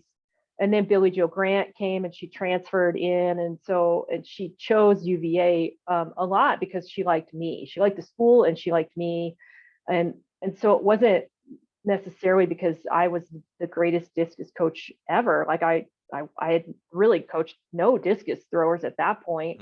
And so I think those two early kids were like, gave me a lot of confidence to know that, I shut out the noise of like, I'm still calling Jeff Gorski for advice. And, this is not like just me yet. But it is when it comes to me coaching those kids. So I think the same is true with Adam. But certainly when I traveled with Adam overseas, I was like, what am I doing here? This Bulgarian coach is sitting next to me, and I don't even speak his language, and we're coaching in the Olympic final or whatever it is. But again, like I had such a good relationship with Adam and his wife, and we were basically a family, and we were kind of like entrusting of each other. So I think that's how I get through some of that imposter syndrome feeling. I appreciate that honesty that, even, today, and, Carrie, now we look back and you're highly accomplished. I mean, even maybe at the point at UVA when you're coaching Adam stuff, you're still in learning mode. And I know you are, because I know your whole kind of attitude is I'm always going to be in learning mode, but you're certainly an accomplished throws coach now. So first of all, appreciate that honesty of like, I still get that. And it's a great lesson for all of us out there when you're coaching, teaching, parents, by the way. I'm a parent of 2 kids. I'm like, what am I doing? Well, who entrusted these 2 kids to me? I got no idea. They didn't even give me a book when I left the hospital with my wife of like, hey, here's how to raise kids. It was just like, good luck. I was like, seriously? What do you guys do? Maybe they're not very smart because they just entrusted me. But I think it's important because, we have enough, you're going to have a lot of outsider people talking about you negatively and positively. Let's be for real here. And the trick is with the people that are talking negatively is managing your ego, right? Of like, oh, how much of it is actually true that, I don't know how, in this case, to coach the discus, so I better learn. And how many of it's like, oh, okay, you're saying negative things just to bring me down, not to help me out. And then the same thing in that little brain of yours, not the little brain, the big brain, that little voice telling you, hey, what are you doing here? You have no idea, versus like, oh, hey, you're not experienced right now, but you can be. I mean, so it's a weird balance. And so we talked about imposter syndrome on the podcast maybe about a year ago. So just maybe think about, I'm trying to put myself in your shoes and how I mean, I was a sprints and hurdles and jumps coach, and plenty of people were like, well, what is this guy doing coaching in the SEC? And it was like, yeah, what am I doing? Like, I was never an athlete. You talk about how you got in there to do the hammer, to actually feel that. I was that your 14-foot long jump PR, that's about twice as good as my long jump PR. So I had no experience coaching the SEC champs and stuff. And it really, like, for me, it did get to me. Like, I didn't have a great coping mechanism, if you will, of like, hey, it's okay. I just learn better and be the best coach for that person, maybe not necessarily that event. That was a real kind of nugget that you said there regarding coaching the athlete, not coaching the event necessarily.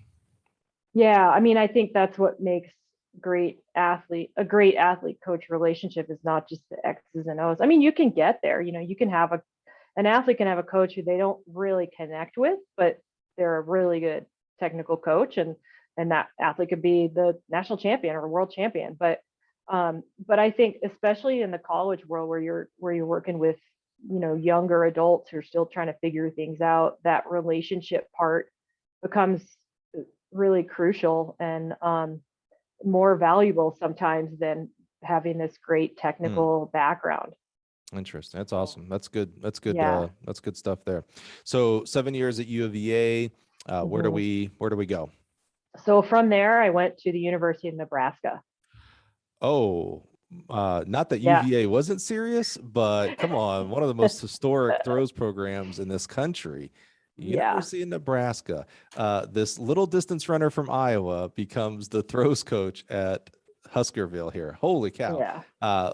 Okay, so how was that? Because this is, I imagine you did not inherit only 3 javelin throwers and 1 male thrower at Nebraska. Right. I mean, I feel like they're kind of like they always have 50 throwers alone just on Nebraska's team. Yeah. From Yeah. Nebraska kids, Yeah. I mean, you mentioned, these 6-foot guys saying, "Who the heck are you?" Well, that was definitely the welcome that I got, and not from everyone, but there was definitely that sentiment. I mean, Sure. And I was, I'm a little person. I'm like 5'5", and was coming from the East Coast. I was raised in Iowa, but I didn't have Nebraska roots at all. And so it was hard. The first couple of years, it was, and I replaced Mark Culligan, who had very unfortunately passed away very suddenly. And he passed away at the NCAA national meet in the summer. And a lot of the kids were gone already. And so they come back now, and, there's this little, petite little person from the East Coast who's now their coach. And they hadn't yet dealt with a lot of, the feelings and thoughts and issues that they had with their coach dying there. And Mark was a long time. I mean, he threw at Nebraska, legend. He coached there. Yeah, he's legend.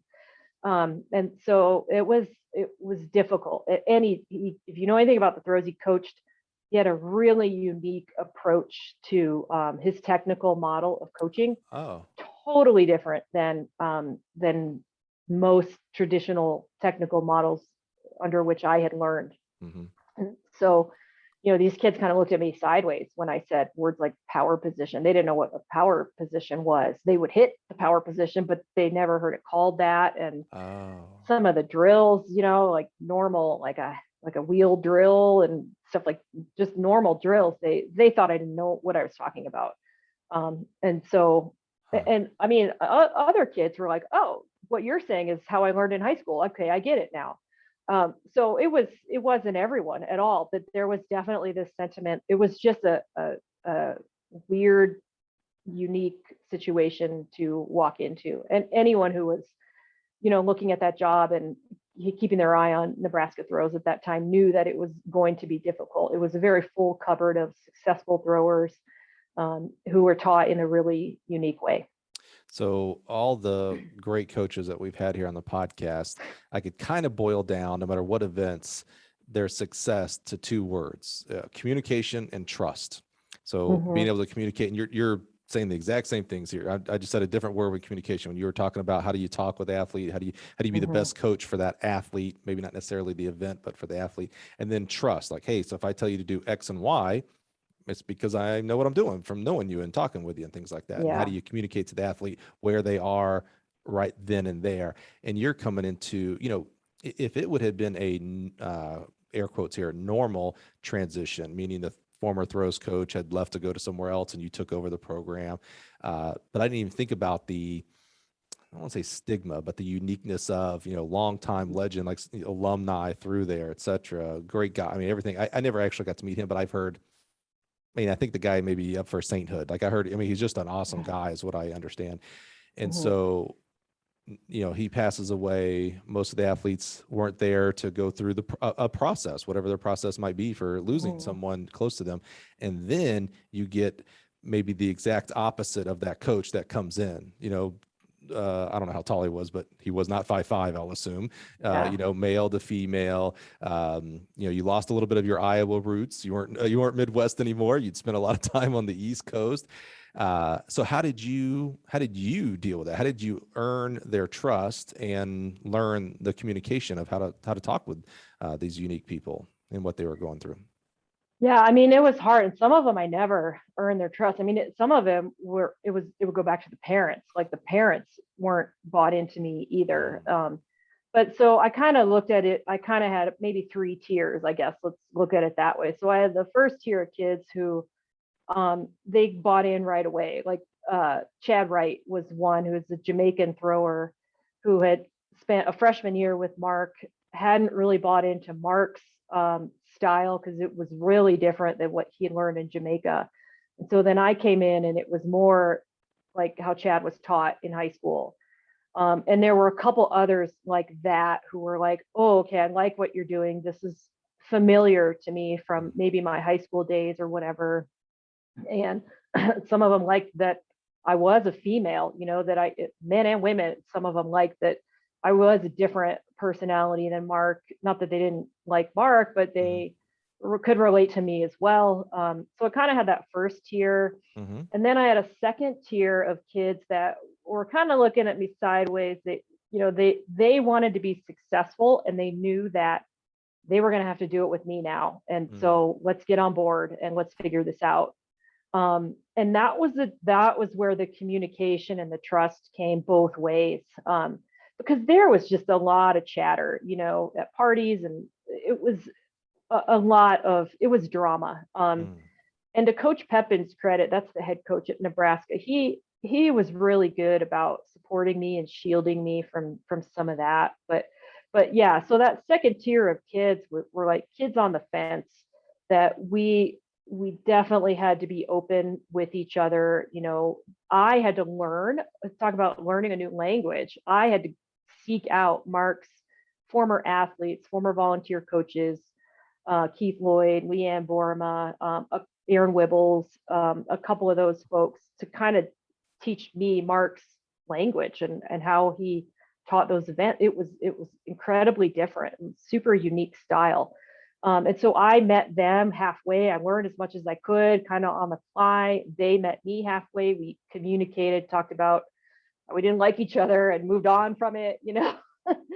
You know, and then I kind of had this third group that thankfully mostly seniors that just, you know, they weren't having it. And so we just kind of worked through the year, did what we could, and then moved on. And like I said, Coach Pepin, I think, was instrumental, I think, in even shielding me about, you know, stuff I didn't know, kids coming into his office complaining and stuff like that. So it was, I mean, that experience, that really carved some toughness in me that I didn't have to, I never had in my other 2 jobs at all. It kind of made me like, I had to coach like a grown up at that point, you know, and yeah, so looking back, it was good. It was really hard though. Talk to me about your attitude that you explained there in that second group, because plenty of coaches, especially now, I mean, you're established at this point coming to Nebraska. One of those establishments is you got the Nebraska job, for crying out loud. I mean, that's maybe a top 10 throws coaching job in this country, right? I don't want to generalize and say a lot. I know of enough coaches who, when they come to a new program, it's foot down, it's my way or the highway. I don't care that you used to do this for the event. This is how we're going to do it. You don't like it, there's avenues for you. You took, it sounds like, I want to explore this a little bit more, the opposite. You, again, we talk about meeting them where they are right then. You went out and explored some of Mark's alumni and coaches of like, hey, so how did Mark work with these guys and gals, so that you could, I don't want to put words in your mouth here, but so that you could establish that in your communication with them. Am I getting that kind of right here? Yeah, I mean, it was just out of necessity, because a lot of those kids there were seniors that were heavy hitters in the national realm. And so, I mean, if any coach is smart enough, they know that I got 1 year with a kid, less than 12 months with this kid who has been successful in Mark's program and system. You know, that would be just like death to my career, or at least to this kid's career, if I just say, no, we're scrap all that. I don't understand it. We're going to try it this way. I mean, that's just not a smart way to do things. Yes, long term, you can move away from that. But when you got, you know, 8 months with a kid who has bought in and been successful with this type of program, you have to bend a little bit. And I, you know, because I wasn't a thrower in college, I wasn't brought up under a super strict way of training. Like I had already been, you know, picking and choosing and taking piecemeal from all these different people who had helped me, Europeans and Jeff Gorski and, you know, some of these other clinics and all this stuff. And so I was still building my personal technical model and training model. So for me to then learn this other model, even if it was just kind of short term or just, you know, to get me through, learn enough to get me through, it didn't seem like much of a leap, I guess. I hear a lot of empathy for the athletes because, you know, they didn't ask for a new coach, especially in this situation, right? So I hear a lot of empathy of like, hey, okay, so I'm going to do what I can. I'm going to do my best for this athlete where they are in this year as I work to continue, you know, as coaches, even 30, 40 years in, we're still working on our model, right? We're always improving. We're learning more and more every year on what athletes can do in their bodies, et cetera. So it was just another, really sounds like it was like another learning exercise for you. Yeah, a little bit. It was, it wasn't a chosen exercise, but I made that sound way too clinical than what, because I go from empathy to, oh, it's just another book to learn or whatever, you know, but it was in the end goal of how do I help this athlete in you're right, not even 12 months, 8 months, maybe at best, as you're working through everything, by the way, and you don't even get to see these kids 8 hours a week for the first until 20. So you're not even with these athletes very long. And you know, they're with each other. You talked about, you know, chatter, they're with each other more than they're with you. So it's how do I move them along in a positive way until they graduate and then make their own decisions after that. Yeah. And another decision I made at Nebraska, I had always been the strength coach for my athletes. And so we had always lifted together and figured out our schedule so that I could write the strength training. But they had a strength coach at Nebraska named Brian Comita, who they loved and trusted, and did a really good job. And so I decided to let's just keep that system in place because that's a constant. So their throws coaches switched around, but their strength coach, who they love and admire and does a great job, that's the same. And so that was the first time in my career that I'd ever had a strength coach who was not me, basically. But it was really because I felt like it was in their best interest to keep that consistency. Yeah, that seems like a great ego decision there of like, hey, my ego doesn't need to be propped up because I'm their I almost said their distance coach, their strength coach. Like, hey, I think this is what's best for them, even though you may have done some different things than that strength coach did. You're like, hey, it's better if let's have some consistency here for these kids. I mean, let's not forget, we are still talking about 18 to 22-year-olds. Sorry, I don't care if you're 22. If you're in the college setting, you're much closer to being an adult, but you are a kid in that sense. So there's some nurturing. That's why we have coaches. So interesting. So how long were you at Nebraska, and where did we go after that? So I was at Nebraska for 3 years. And then I decided to leave coaching altogether. So do you mind me asking, you know, it seems like the Nebraska was a tough situation for you. And I don't even think it was you, Carrie. Anybody, I think, could have gone in there and it would have been an extremely tough situation and environment. So as you get out of coaching, so why? Every coach right now listening has had this thought. I guarantee it. Right.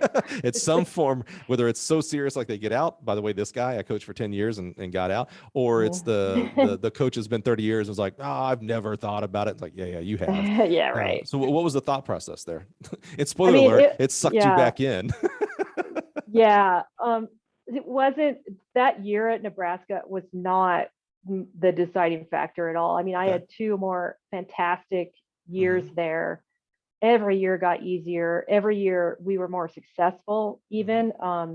And so I looked at that year as just like, it's just a tough year. It's something that made me better in the long run. But yeah, that definitely was not the reason that I got out at all. And I have really good relationships with a lot of those Nebraska throwers. Some of them I don't, but yeah, I mean, you move on from that. It's like a year.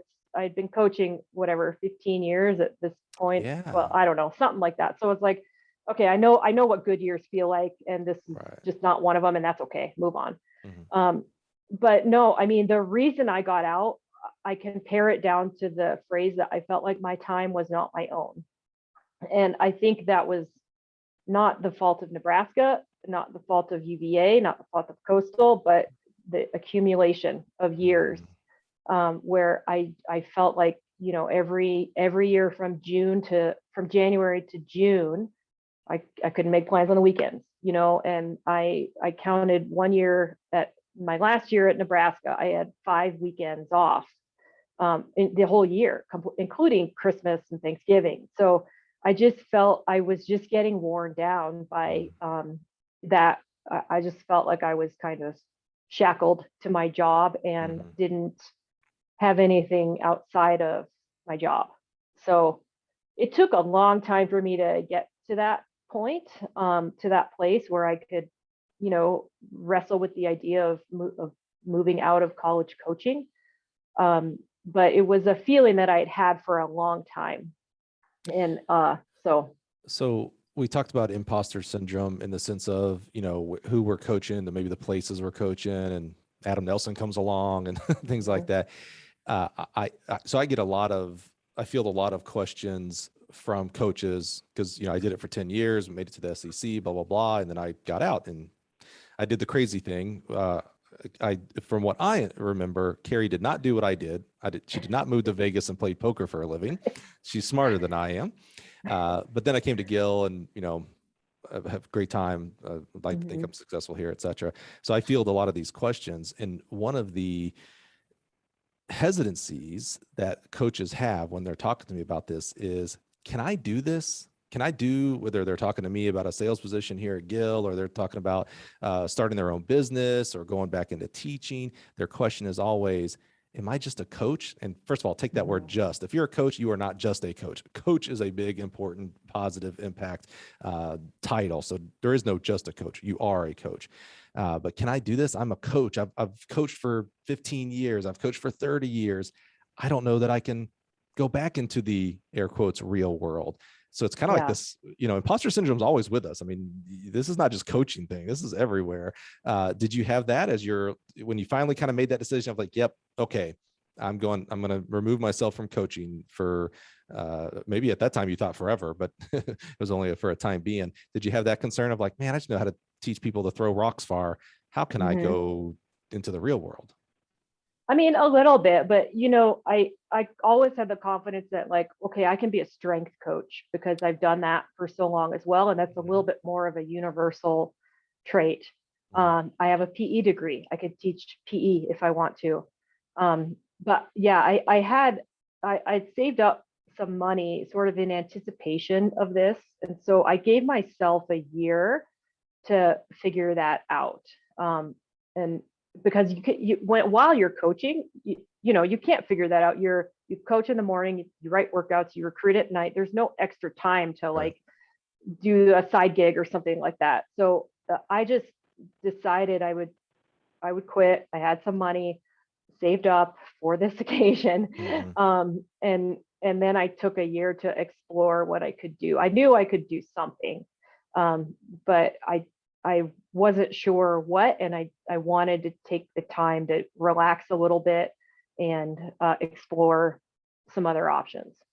So for the sake of time, walk us through. So what did you end up doing? And then why did you quit again and become a track coach?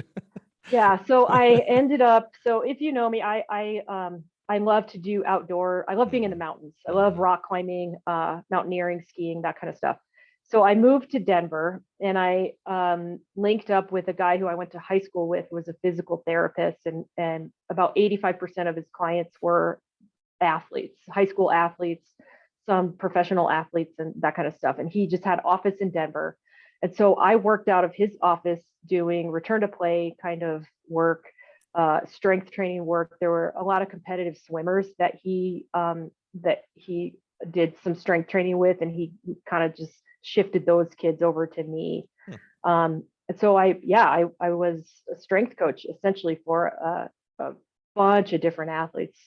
And then I became a speed coach or sprint coach for this group of post-collegiate distance runners. So it kind of came back around.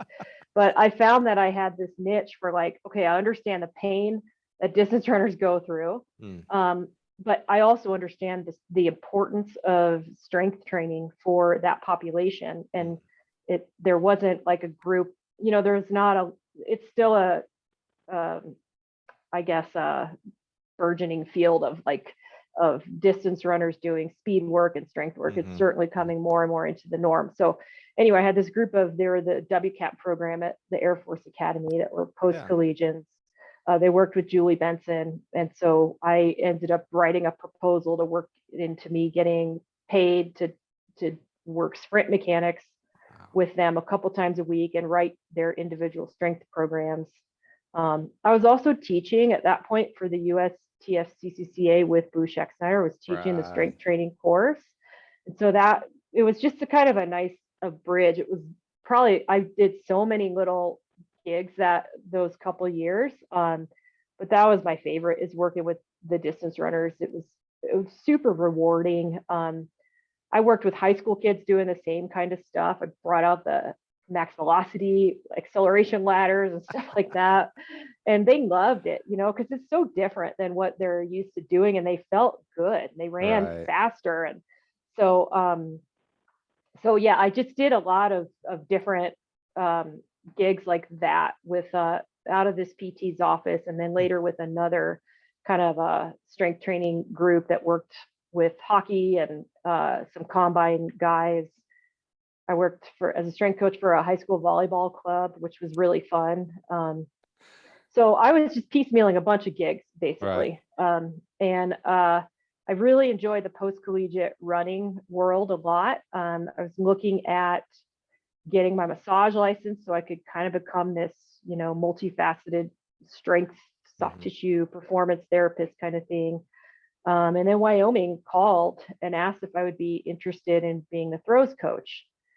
And so I said no. Yeah, I was wondering, did you have any pause? Like, was it an automatic, like, oh yes, thank God? Or was it like, I don't know? Yeah, no, I was like, I told Brian Berryhill, I was like, that's a hard maybe. And and I'll call you back. And so then I had a boyfriend, and he was out of town.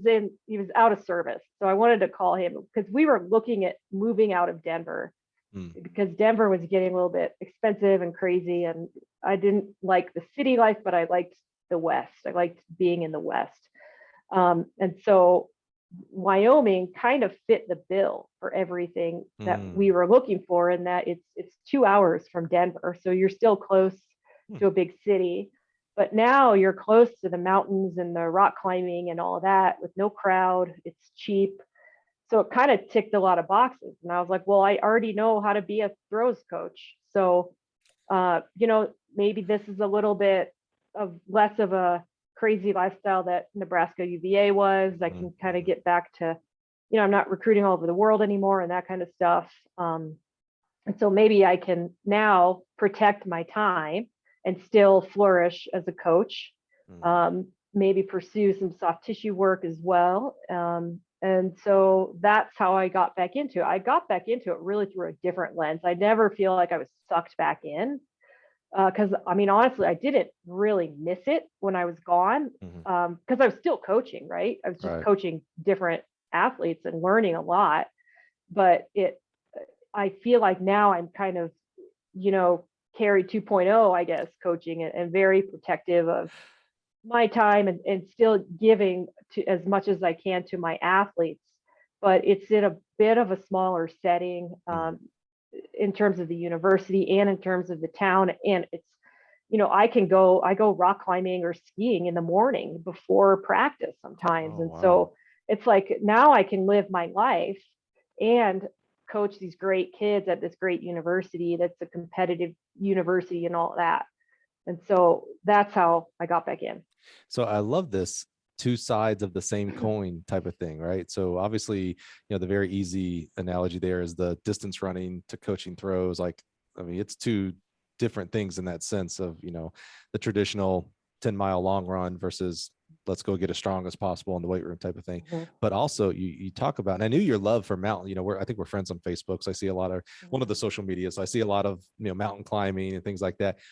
But go back to coming out of high school, you were dead set. I got to go to a college in a city. Like I want to, Yeah, I know. yeah, it's just interesting this, Yeah. these differences, now, there's the whole Midwest, East Coast now, I don't think you're on the West Coast, right? You're mountain region is what Wyoming. Yeah. Yeah. High plains, they call High it the high plains. plains. Yeah. So how long have you been at Wyoming and how was it? So how many years were you out of college coaching? I was out for 3 years. 3 years. So I would think possibly that's another mark against you, doing air quotes there, meaning, so now you have a female showing up to coach throws, do any little, now we're in internet land, so we can Google real quickly and find out Carrie was not a thrower. And now here's this coach who's been out for 3 years. Any of that play into it, or did the kids more accepting at the University of Wyoming when you showed up? No, I think they were pretty accepting. Yeah, there wasn't this hostility or any, or like, who are you, or imposter syndrome or any of that. Yeah, I think they were on board. I mean, at that point, their coach Paul Barrett, who built a great program here, and they hold him in high regard, but he chose to leave. And so that's a different situation than what I had walked into at Absolutely. Nebraska. And so yeah, I think it was probably the easiest of all the transitions that I've made into a new group. This was probably the easiest. And I think it was because I had a lot of success, and now I'm, can hopefully bring that success here. And I was very upfront and explained to them why I'm here, and I like the mountains. That's why I left coaching in the first place. And now I can do all of that. And that's why those kids are here. They like to hunt and fish, and they like to be in the mountains, and so we all have pretty similar interests, I would say. I think the most surprising part to me is that you didn't get hired at the University of Wyoming to coach like the long jump and triple jump or something. I don't know. I just figured in your, in the book of Carrie Lane, the next chapter would be, oh yeah, now she becomes one of the top jumps coaches in the country. Yeah. That's the most surprising part. Yeah. I mean, I asked because I was really intrigued with sprint training, and I thought it was, I love it. Like it's really fun. And so I asked them, like, can I coach the multis? And they're like, sure, no problem. And then we had no multis. So there was no one for me to coach, which that was very sneaky of them. They knew that. Yeah. So I never ended up coaching the multis. But it's nice here, again, because I have a little more time. And so I've been able to continue learning more about the throws, more about throws training, and apply some of that. Whereas I felt like a little bit at Nebraska, like I was never learning more because I was just recruiting and managing athletes. And I feel like I have the time here to become an even better coach and a better technical coach, better strength coach, and all that. So yeah, I mean, I integrate some of that sprint training into my throwers training for sure, but yeah, it never took off for me to be the multis coach. It makes sense though. I mean, like, yeah, you might be the best multis coach that's not coached multis. I know. Yeah. What are you still doing any teaching as well, or like for USATF or USTF-CCA? Yeah, I still teach the strength and conditioning course with Boo Scheck-Snyder, and that also has been invaluable for my education. And I mean, Boo has been such a mentor for me I think I started in 2014 teaching with him. So yeah, that's been a great experience and has opened my eyes and exposed me to coaches from all walks of life, from high school to clubs in India and everywhere, which has certainly, it's just given me like a, I don't know, it's put a lot of value in just the personalities of coaching and the backgrounds that coaches come from, and appreciation for, people are successful. You don't just have to be a Division I coach to be a really great coach. Like that's amen. ridiculous, and people are successful at all levels, and there's really, really high quality coaches at every level. And teaching that course has put that front and center for me. On social media, when someone says something really smart, it's cool to like say, shout it to the people in the back or say it again or whatever. I want you guys to hear what she said, because no truer words have been spoken. You do not have to coach Division I to be a great coach. No. The best proof I have of that is go look at the national meets for every NAIA, JUCO, D2, D3. Go look at the high school national meets, state championships. These kids are getting coached by someone and they're amazing. Yeah. So I love that you have that recognition and the gumption to say that out loud. I mean, again, that ego plays into it, where it's like, I'm Division I, I'm the best. And certainly there are great coaches in Division I, but it ain't only Division I. That's awesome. No, not at all. And like I said, I've always felt that, but teaching that course where you're interacting with these students, for 3 straight days, it brings that to the forefront, and it just gives me an appreciation for just the value that a coach and their personality, whatever, bring to the collective coaching community. Well, and I love that you're working with Coach Schexnayder. I've said it before. I will always say it. If Boo Schexnayder is speaking at your clinic, your high school clinic, et cetera, USTFCA, if he's speaking there, if you come across a YouTube clip of Boo speaking, you stop what you're doing. I don't care what event you're coaching. I don't ever think I've ever said this. I might not care what sport you're coaching. Listen to that man. You will learn something that will change. I give all props to him. I coached for 10 years. I took level 2 jumps with him. He was my first level 2 right at the end of year 5. So my career, nice and neatly, first half and second half, and the results of my athletes in the second half, it pales in comparison to the first half. There is no comparison. They got a billion times better, and it was all because Boo Schexnayder started drawing stick figures up on the board and could make a guy like me understand the high levelness that he was speaking. So shout out Boo Schexnayder. Love you to death, man.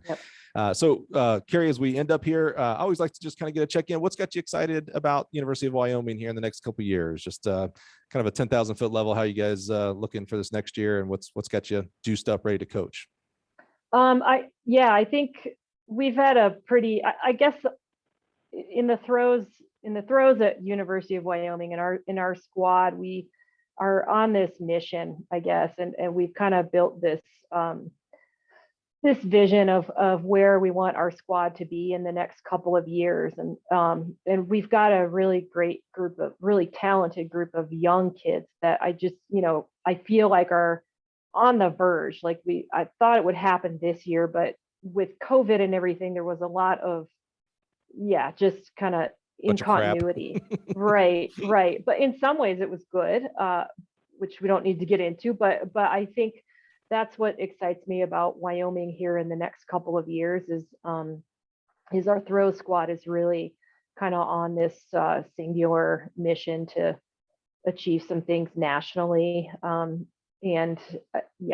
think the bigger program at Wyoming is our staff is sort of looking all for those same types of achievements. Awesome. Wyoming uniforms at the national meet. And that's got me excited about Wyoming. And I think I have the freedom to build the kind of program that I want here, which also excites me to stay here and build something that's really special. Well, as a former professional poker player, I've been known to make bets. I'm a gambler. All right.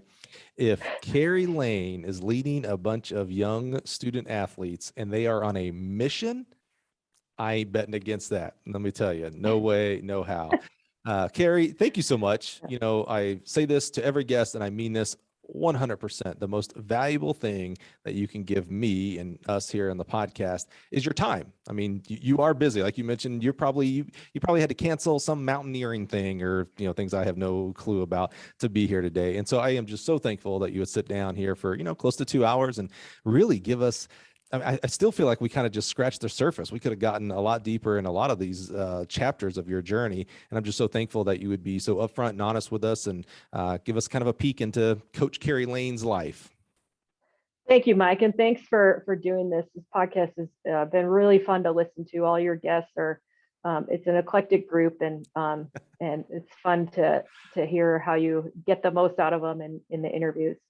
Well, it's easy when, you know, we go from distance running to throwing to Adam Nelson to, you know, it's easy. I just sit back and just like, why, what, how, and just let you be the star. Cause you are a star. You're a rock star, man. So I'm just so thankful for you today and your time.